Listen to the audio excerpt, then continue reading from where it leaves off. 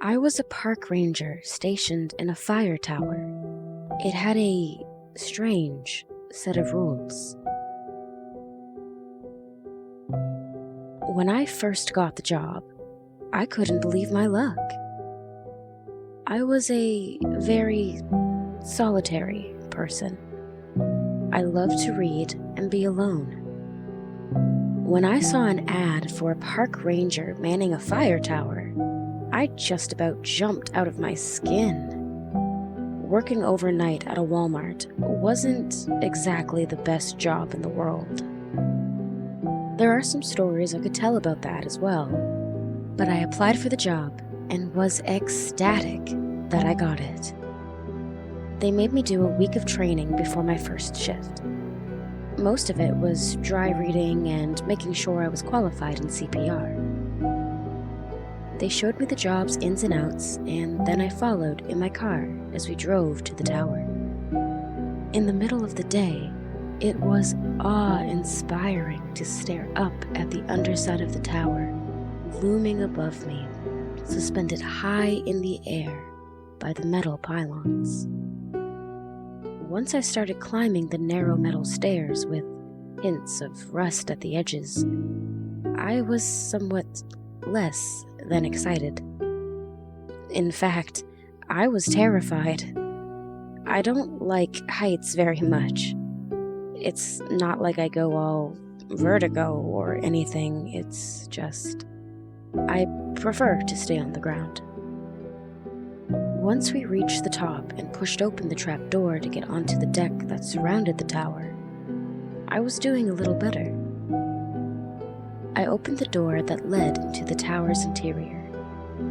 Looking around the room made me forget all about that terrible climb. It was like a small apartment. There was a small refrigerator, sink, counter, cupboards, and a small table. In the center of the room was a table with a map permanently attached to it. Of course, there were windows all around. There was a 360-degree view, as you would expect for a fire tower in the middle of a state park. The view was absolutely amazing. I could see the peaks and valleys for miles in every direction. It was a photographer's dream. The other ranger explained what was expected of me. We worked 24-hour shifts, so there would be times I would have to sleep, but I had to set an alarm and get up to scan for problems at least once per hour during the night. During daytime hours, I had to scan every 30 minutes. There was a radio to report any trouble and a phone in case I needed to call the fire department. In my mind, I was already drooling at the thought of getting paid to take amazing pictures and sit around reading books. The ranger told me that it was extremely important that I read the rulebook first thing. He asked if I had any questions, and I said no. He reinforced that I could not leave the tower, no matter what, until I was relieved. I followed him down the narrow staircase to get my supplies from my car. He got in his truck and hesitated for a moment, as if he wanted to say something else. But then he shut the door, wished me well, and drove away. It took me 3 trips to get all my stuff up to the top. At home, it's nothing to bring a few boxes of groceries into the house. Here, it became life and death. I was near the top with the box in front of me when I stumbled on one of the narrow steps and nearly fell over the side. I paused for a long moment to regain my balance before continuing to the top. It suddenly struck me that this job might not be the cakewalk I thought it was. I pushed that thought to the back of my mind and went for my next 2 loads. Basic supplies, books, phone chargers, camera, occupied the second and last trips. Once I was up for good, I collapsed into the chair. I was on my way to Napland when I heard static on the radio. I jumped up and grabbed it. "Hello," I said, but no one answered. I figured this was the ranger's subtle way of reminding me it was time to do a check. But lugging 3 loads up the tiny stairs of death had put a serious crimp in my fire watch time. In fact, it had been nearly an hour since the other ranger had left. I did my slow pan around the room, checking each part of the forest for smoke and seeing none. Having successfully completed my first go-around, I celebrated with a bottle of water while I put the groceries away.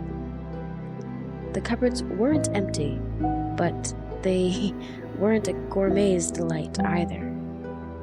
Nearly a full shelf of baked beans didn't exactly thrill me, but I had the supplies that should do me for a few shifts.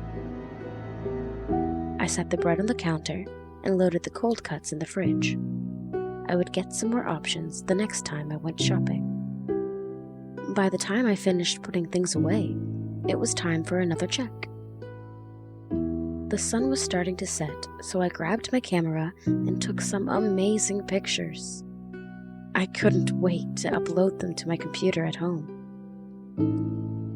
As I looked around the room, my eyes landed on the manual. I realized I hadn't read it yet. I sighed and took it over to the chair. I was sure it would have me out cold in no time.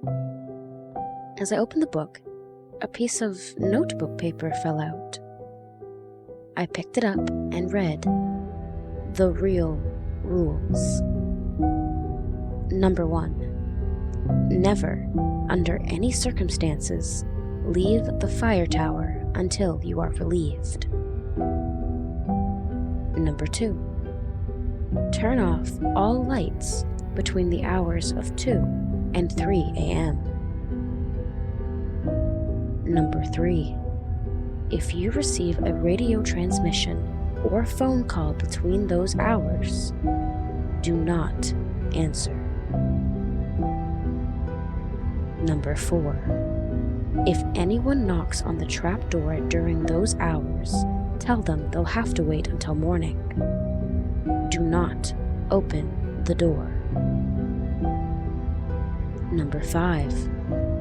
If you see a glowing object floating toward the tower, don't look at it. Cover your eyes and count to 50. When you open your eyes, it should be gone. If not, cover and count to 50 again. Number 6. If animals surround the tower, don't go down to look. Fire your flare gun into the air twice, 1 minute apart. Then lock yourself in the bathroom and hope for the best.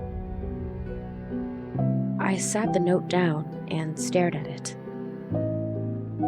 Was this a joke? Were they having some fun with the new guy? I wasn't looking forward to getting hazed at 2 o'clock in the morning. I put the note back in the book and skimmed through the manual. It was a real snooze fest of standard rules and nonsense. For the next check, I decided to use binoculars. I was rewarded by seeing a bear and 3 deer.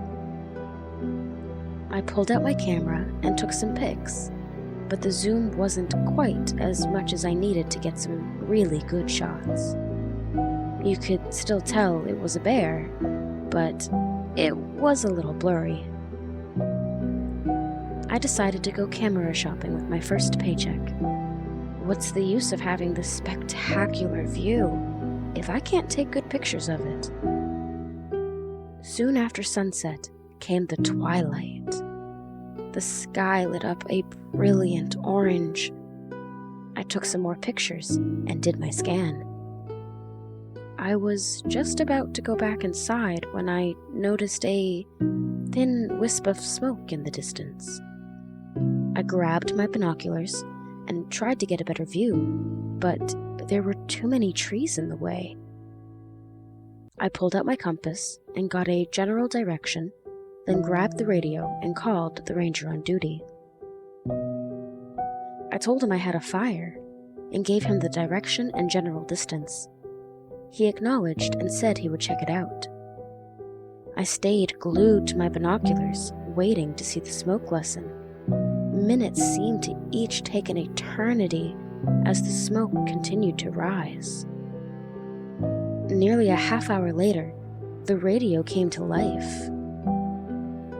"Hey, rookie," the ranger said. "Did you find it? Did you put it out? I still see smoke. Did I tell you the wrong place?" I said into the radio, all in one breath. "Whoa there," he said. "Everything's fine. It was just a campfire." "Oh, what?" "A campfire," he said. "Nothing to worry about."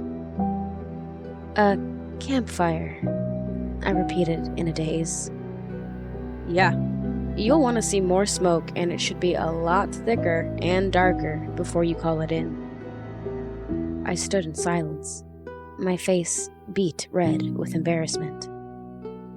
"Cheer up," the ranger said into the silence. "At least you didn't call the fire department." I looked over at the phone, knowing I was mere minutes from doing that very thing. "Yeah, thanks," I said. "Sorry about that." "Don't worry, kid," he said. "At least you erred on the side of caution, instead of letting the forest burn down." I put my face in my palm and shook my head. So much for a good impression. Twilight had faded, leaving a few last vestiges of light as the clouds transformed from dirty gray to black. I began to realize just how alone I was out here when the canopy of the night fully fell. Doing my checks from inside was nearly impossible. I had lights on, and every window I looked out of became a mirror of me looking back in at myself. Alone in a wooden box suspended 100 feet above the ground made it that much creepier. I stepped out onto the deck in the cool evening air. The total darkness was oppressive. I couldn't see anything. How was I supposed to see smoke? I did a slow walk around the deck, looking out blindly at the trees. As my eyes adjusted, I was able to make out some shapes of the mountains, and even the soft glow in the distance of the nearest town. That was a small comfort to know that things still existed out in the world, and I hadn't been plunged into this cover of darkness. I finished my check and stepped back inside. After being out in the darkness, it was way too bright. I turned off the main overhead light and the light over the entrance. The room settled into a comfortable glow, with enough light to see, but not blind. In fact, it was a little too cozy. I felt a nap coming on. I laid down on the surprisingly comfortable cot and closed my eyes. I woke sometime later to static sounding on the radio. I reached for the radio to answer, but something in the back of my mind told me not to. I looked at my watch and it said 2:12 a.m. I froze. Looking around the lit room, I thought about the strange rules I had read earlier. I reached up and turned off the light, plunging the room into darkness. As my eyes adjusted and I could see a few things, I looked out the window and could swear I saw someone peering in at me. Just then, I heard static on the radio. There was a voice trying to get through, but it seemed too weak. I waited to see if they would call again. A minute later, static sounded again. Beneath it, I heard the voice. It was a little stronger this time. I could just make it out. "Help me," it said in a feeble yet insistent voice. I reached for the radio, but something made me glance at my watch first. It was 2:23 a.m. I faltered and didn't answer. Those creepy rules, I thought. What if they're real? I've already broken one by having the lights on. What happens when you break the rules? I sat in silence, wanting to know the answer, but at the same time not wanting to know. The radio call came through much more clearly this time. "Help me! Can't anyone hear me? I need help!" The voice sounded desperate. I couldn't tell if it was a man or a woman. It had a strange quality that I couldn't quite place. I fought the urge to answer, not knowing if I would be fired for dereliction of duty or not. This was what I was out here for. I needed to answer, but my mind just wouldn't let go of those rules. The minutes ticked by like hours. 3 more times, the radio sounded out its plea, each time sounding more desperate. I watched the time, counting the seconds until 3. When the time finally came, I picked up the radio. "Whoever was calling for help, please state your position so I can relay help to you," I said. "Who is this?" came the answer on the radio. "This is a park ranger manning a fire tower." "Well, park ranger, I've been on this channel all night, and yours is the first voice I've heard." "That's not possible," I thought. "I had several calls for help over the last hour," I said. "Are you sure?" "Absolutely. I wrote down the time of each call." "Then why didn't you answer them until now?" I paused. What could I say? Because a weird list of rules told me not to? "Ranger?" I said hesitantly. "Extenuating circumstances." "Extenuating circumstances," the voice repeated, as though tasting them. "And what circumstances would those be?" Whoever this was, they weren't going to let it go. "I'm not at liberty to say." "You mean like falling asleep and breaking the rules?" the voice said, sounding deeper, raspier, and more menacing. I froze. I hadn't turned the lights on yet, leaving the room in eerie darkness that left me feeling very exposed. I slowly panned around, looking out the windows and remembering the earlier feeling of being watched. "You can look around all you want, but you won't see me," the voice said. "It's after 3, I said, hoping the terror I felt wasn't evident in my voice. "You have no power over me." The voice chuckled. It wasn't a pleasant sound. "Normally, you would be correct, However, you broke the rules." "What if I didn't know about the rules?" I said, grasping at straws. "Nice try, but you knew that you should be safe after 3. Damn it, I thought. It picked up on that. "So, what do you want?"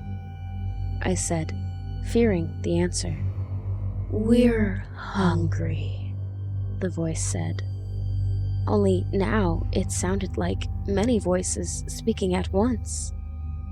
"Come down and let us feed." My legs turned to rubber as I stumbled over to the door and stepped out onto the deck. The moon was rising, half full, casting light into the darkness. I looked down and saw over a dozen large animals surrounding the tower in a circle, and each one of them was looking up at me. I dove back inside and locked the door. I frantically searched for the flashlight. Once I found it, I picked up the phone to call the ranger station. There was no dial tone. I hung up and tried again, but still nothing. There was no dial tone. I pulled out my cell phone, but there was no signal. I paused to clear my head. Okay, I thought. You're freaked out right now, but what's actually happened? A weirdo on the radio, some animals around the tower. This list is making you paranoid. Just then, I looked outside and there was light off in the distance. That looked like an airplane. The problem was, it was heading straight toward me. It was mesmerizing. I found myself staring into the rapidly approaching glow until I realized it was going to ram into the tower. I found the best cover I could on the opposite side of the room and surrounded myself with as much furniture as possible. Being that the furnishings were sparse, that meant I dragged the chair over in front of me. I covered my eyes and hoped for the best. I may or may not have mumbled one of those, "I promise I'll be good if you get me out of this" prayers. The seconds tumbled into minutes. Nothing happened. I peeked over the edge of the counter, and the light was gone. I breathed a sigh of relief and wondered why I hadn't heard any engine sound. I decided it was because I was too busy ducking for cover. Then, it hit me. I grabbed the manual and pulled out the list of rules. There it was. Rule number 5. If you see a glowing object floating toward the tower, don't look at it. Cover your eyes and count to 50. When you open your eyes, it should be gone. If not, cover and count to 50 again. I read over the rules again and realized how many had come to pass. For a long moment, I thought that maybe it was an elaborate joke. Some of the rangers yanking the rookie's chain. But there was too much I couldn't explain. The radio transmissions, the glowing light, the animals surrounding the tower. Then I realized I had broken that rule too. I hadn't fired the flare gun as instructed. I dug through the cupboard where the emergency supplies were kept and found the gun. I grabbed 2 flares and stepped out onto the deck. As I questioned the intelligence of firing flares that could end up causing a forest fire when I was supposed to be trying to prevent them, I heard a strange sound. I held my breath and cocked my ear for a better listen. It wasn't just one sound. It was many. I glanced over the side of the rail toward the ground and saw the animals all growling and pawing at the ground, working themselves in a frenzy. I backed away and loaded the first flare, then pointed up and fired. It rose majestically, glowing blood red until gravity slowed its ascent and pulled it back to Earth. I watched closely to make sure not only that it went out, but where it landed, just in case. I waited a minute and fired the second flare, watching where it landed as well. I stepped back inside and hid in the bathroom as instructed. I knew in my heart that I was safe from the animals as long as I didn't go down the steps. The radio sounded off, scaring me nearly half to death. "Fire tower number 5, the voice said. "Have seen your flares. I'm on the way. Are you physically injured?" "No, not at the moment," I said. "I'll explain when you get here." "Roger that. En route." I tried to calm my nerves by thinking about what job I would apply for next, and how unfortunate it was that this one didn't work out. I thought about what I was going to tell the ranger when he got here. I couldn't tell him the truth. But what else could I say? There were some animals at the bottom of the tower that scared me. I honestly considered calling him back and telling him not to come when I felt heavy footsteps on the bottom stairs of the fire tower. I must have been daydreaming and let time slip by. I stepped out of the bathroom and went to the trapdoor. "Are you here already?" I said into the radio as I reached down to unlatch the trapdoor. That was fast. "What are you talking about?" came the clear answer over the radio. "I'm not there yet." I paused as I felt the footsteps come closer to the top. "Where are you?" I said quietly. "I can barely see the tower. I'm probably a mile away." His words hit me like a sledgehammer. I looked down at the bolt I was about to unlatch and pulled my hand back very slowly. "Which direction are you coming from?" I said. "Southeast." I looked in that direction, and sure enough, I could see headlights approaching. The radio sounded again, but with a slightly different voice. "Tower, ignore that last transmission," it said. "I'm already here. Let me in, please." I stared down at the trapdoor, as though it wanted to bite me. "Tower, let me in," it said more insistently. I backed away as something began beating on the trapdoor with tremendous force. The boards shook with every impact. I stepped inside and locked the door, then barricaded it with my only loose piece of furniture, the chair. "Tower 5. I don't know who that is talking to you, but it isn't me. Do not open that door. Repeat, do not open that door." I backed into the bathroom with the flare gun in hand and locked the door. The pounding on the trap door became louder. I knew it wouldn't take much more of a beating. The whole room shook with every impact. I closed my eyes and prayed, in earnest this time.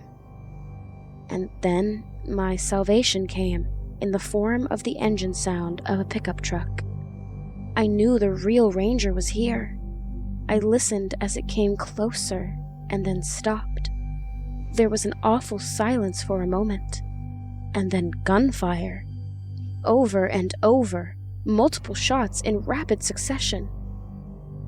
Then there was a lull, followed by more shots. The pounding on the trapdoor had stopped as soon as the truck pulled up.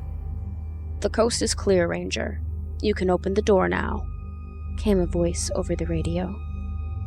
I put my hand on the knob, smiling to go out and greet my savior in, when I heard a weak transmission.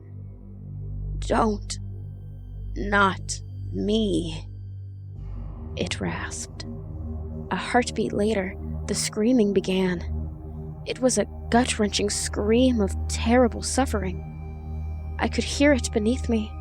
All I could do was drop to the floor and curl up in a ball as the screaming went on and on. I closed my eyes and tried not to imagine that poor ranger being ripped to shreds by God knows what. Soon, the screams lessened in volume and intensity, as though they were moving away. I rocked back and forth, hugging my knees until unconsciousness mercifully took me. I woke to strange voices calling my name. I opened my eyes and I was surrounded by people in blue uniforms. I panicked and backed away from them as fast as I could until my back hit a wall. "Calm down," one of them said. "It's all right." I looked around the room like an animal that had been backed into a corner. I was ready to fight my way out. "Are you injured?" he said. My mind raced to remember where I was. I looked out the window and it was morning.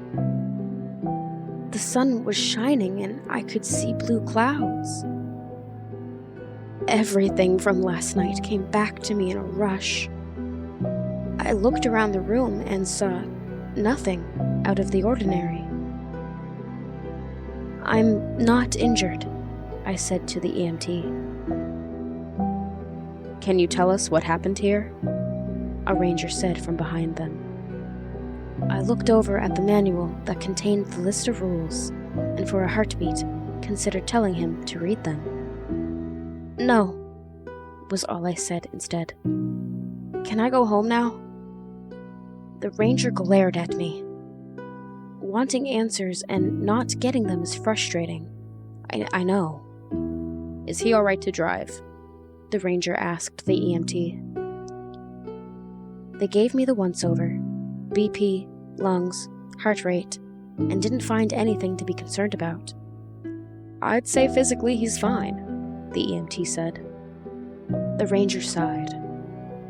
"Go ahead," he said, "but I'll want to talk to you tomorrow." I nodded and stood, gathering my things, and started toward the door. When I got to the open trap door, I hesitated, seeing it had been hacked open with an axe. I took a tentative first step, then another. Surviving a night as I had, only to fall down several flights of stairs would be quite ironic. As I made my way down, white-knuckling the railing the whole way down, I saw people busy at the bottom. They were picking up shell casings with gloves and putting them into plastic bags. I could see spots of blood here and there, but no bodies, either human or animal. I saw the trail of blood as it disappeared into the woods. I stood on the bottom step for a long time, wondering if I was allowed to step onto the ground. I took the step and bolted for my car. I started it up and drove out of there as fast as I could. Just as I turned onto the gravel road, a deer walked out in front of me. I slammed on the brakes and slid to a stop mere inches from hitting it. It didn't move, just stood there, staring at me. As I looked more closely, I could see blood on its nose and mouth. My heart skipped a beat when I saw a shred of a ranger's patch impaled on one of its antlers. Its eyes bored into mine as I slammed into reverse, then drive, swerved around the deer, and broke every speed limit getting home. I called my boss and quit as soon as I got there. Then I packed and started looking for a job in the city. Maybe I can find a nice, quiet warehouse to guard. But if it has a set of strange rules, I'm walking out. No questions asked.